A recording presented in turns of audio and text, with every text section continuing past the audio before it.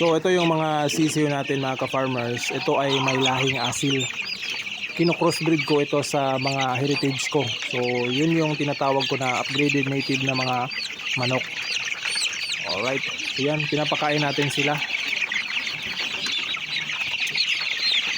So yun mga ka-farmers, yung mga manok natin na heritage na nakakross sa mga asil. So yun ang breeding natin na nakapagpalabas tayo ng mga sisiw ngayon. So sa dami ng mga sisiw natin, so meron ding mga nagtatanong mga ka-farmers kung yung fertility ng ating mga manok na pinapakain ng layer feeds ay maganda ba. So yung nagbe-breeding ako mga ka-farmers, ang ginamit ko lang na feeds ay yung layer crumble. So yun yung pampaitlog ng manok, pang layer talaga. So yun yung ginamit ko sa breeding at maganda naman yung naging resulta. So meron nga akong yung mga maraming sisiw. So almost yung napapisa ko is around almost 400 na mga sisiw yung napapisa ko. So yun yung galing sa breeding natin ng mga upgraded native na mga sisiw. So yung mga sisiw nakapagbenta na rin tayo ng 2 batch at baka kukunin yung isang batch din natin ng ating suki na si Cervic. So yun yung palaging bumibili dito ng mga native natin na mga sisiw. So sa ngayon, hindi muna ako naglo-load sa incubator. Meron akong last batch at saka plano ko pang kapag meron kukuha nitong mga sisiw natin dito ay continuous lang ating breeding. So yung heritage natin na roosters, siguro yun ang ipapalit ko dun sa mga asil natin na nandun sa breeding pen para naman sa gayon ay makapagpahinga yung mga breeders natin na mga asil. So siguro mga 1 or 2 linggo para makapagpahinga. Tapos kapag okay na yung mga pangangatawan nila at nakapagpahinga na rin yung mga roosters natin ng mga asil, ay pwede natin ibalik para makapag-breed ulit. Sa mga babae naman mga ka-farmers, okay lang naman kung hindi makapagpahinga yung mga babae natin. So dahil ang kagandahan sa mga heritage breed ay continuous silang palaging nangingitlog. So halos araw-araw silang nangingitlog kaya ayos lang na hindi sila makapagpahinga. Di kagaya ng rooster na isa lang tapos marami yung babae na sinasampahan niya, so baka ma-weak na yung kanyang mga similya.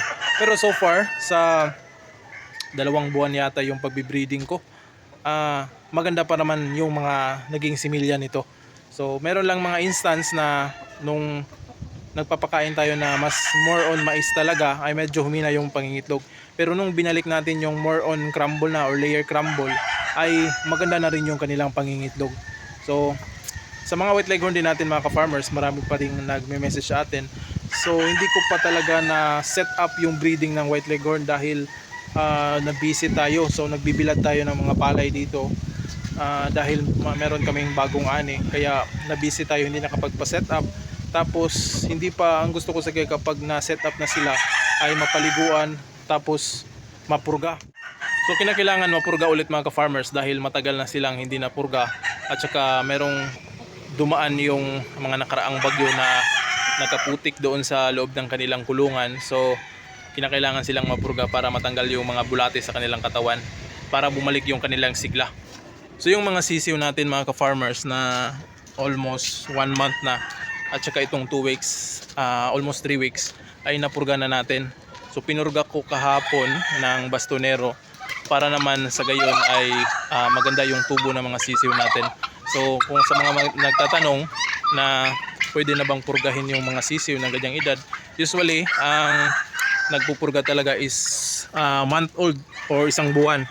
Pero yung sa akin ay siguro kayang-kaya na ng mga sisiw natin yung pagpurga sa kanilang katawan.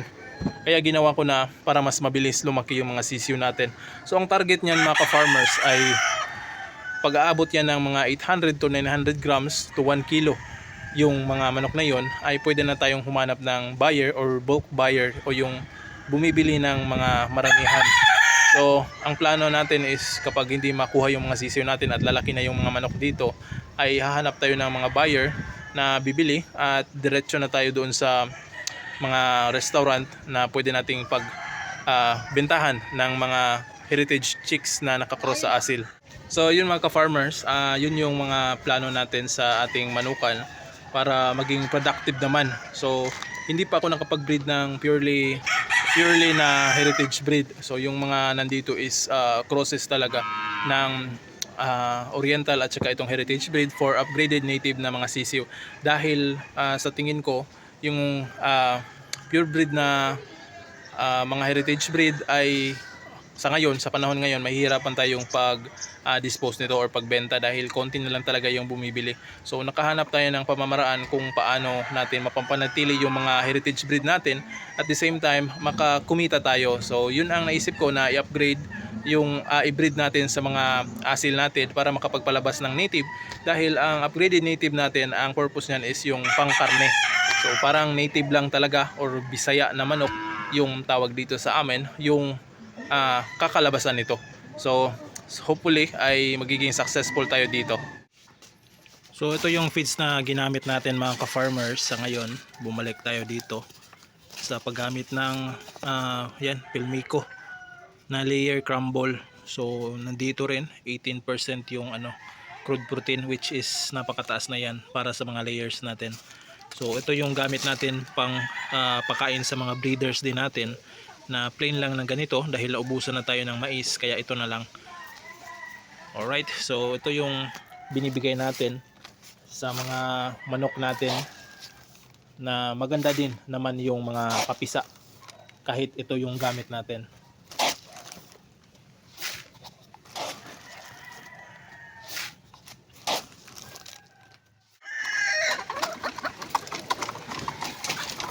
So ito yung mga leghorns natin. Yan yung mga itlog nila. Gumugulong lang dito sa harap. Meron pang dalawa. So ito yung gagamitin natin sana sa breeding pero hindi pa tayo nagka-time na ma-transfer ito. Kaya nandito sila. Pero ito, tuloy-tuloy pa rin yung kanilang pangingitlog. So maganda pa rin yung quality ng itlog nito.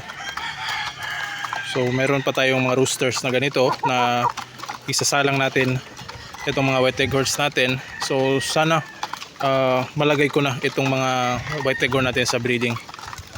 Alright. So ito yung mga abuhin natin mga ka-farmers. Nagbi-breeding tayo nito. Itong abuhin natin na rooster at saka itong mga babae na abuhin. Yan ang binibreeding natin. So far, konti lang talaga yung mga iniitlog dito dahil hindi pa natin napurga itong mga manok na ito. At hindi masyadong maganda yung pangangatawan ng rooster kaya hindi pa gaano nangingitlog yung mga inahin natin. So dito naman, ito yung mga manok natin na crosses ng white leghorn at saka Rhode Island Red. So meron ding white leghorn to barred plymouth rock. So palaging nangingitlog ito, meron ng isang naglilimlim. So yung isa naglilimlim doon. So kailangan pa natin yung papaliguan. Dito naman barred rock natin na mga manok. Palagi pa rin itong nangingitlog at saka ito. Yan, yung white barred rock natin din. So ito, pinakakawalan na natin yung iba. Meron pa ditong nakawala. So yan yung asil natin na kinocrossbreed sa barred rock.